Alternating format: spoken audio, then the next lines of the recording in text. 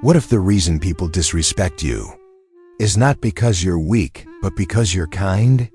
What if every favor you gave quietly taught others how to use you? What if kindness, the virtue you were praised for, is the very thing eroding your power? This is not comfort, this is exposure. Because the truth is colder than you were told. Kindness does not make you safe. It makes you predictable, and predictable humans are easy to control. From childhood, you were trained to believe kindness is moral superiority.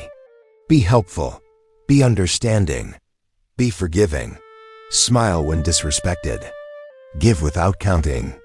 You were taught that goodness creates loyalty, that generosity returns as gratitude, that kindness builds respect. That belief is one of the most dangerous illusions in social psychology. Most people do not reward kindness. They consume it.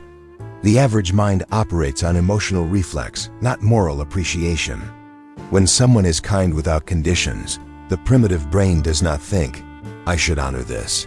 It thinks, "This resource is safe to extract from." Power does not respond to generosity. Power responds to boundaries. This is where the illusion breaks. Weak thinkers assume human behavior is guided by fairness. Strong thinkers understand it is guided by incentives. The moment kindness removes consequences, it stops being virtue and becomes permission. Permission to push, permission to take, permission to disrespect without fear. Watch carefully how people treat those who are endlessly kind. They interrupt them, they delay them, they forget them. Not because they are evil, but because the brain associates softness with low cost. When there is no price, there is no value. Kindness backfires because it distorts leverage. The strategic mind understands something most people never will. Social interactions are silent negotiations. Every interaction answers one question: what happens if I cross you? Kindness without strength answers that question with silence. And silence is interpreted as weakness. This is why manipulative personalities seek kind people, not strong people, not disciplined people. Kind people.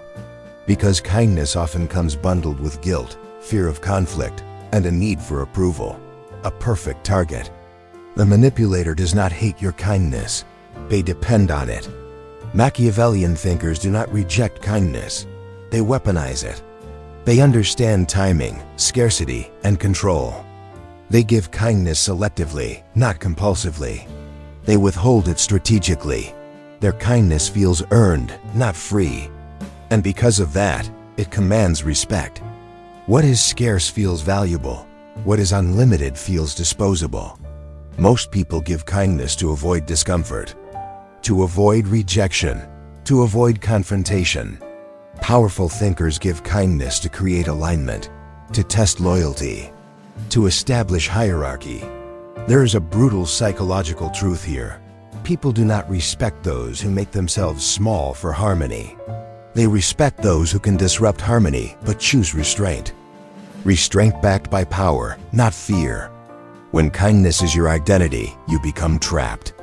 You tolerate behavior you should punish. You explain disrespect you should cut off. You forgive patterns that should end. Over time, resentment builds. And resentment leaks out as passive aggression, exhaustion, quiet rage. This is why chronic kindness often turns into bitterness. You were never meant to be endlessly kind. You were meant to be precise. The world does not reward goodness. It rewards clarity. It rewards self-control. It rewards those who understand that kindness without authority is submission dressed as virtue. The powerful mind reframes kindness as a tool, not a duty. A signal, not a sacrifice. Something that can be turned on and off without guilt, because guilt is the leash society uses to keep you compliant. Once you see this, you cannot unsee it. Kindness didn't fail you. You failed to protect it. True control begins with silence. Not the silence of fear, but the silence of self-mastery. The kind that does not explain, justify, or overgive. When you stop reacting emotionally, people lose their grip on you. When you stop trying to be understood, you become unpredictable.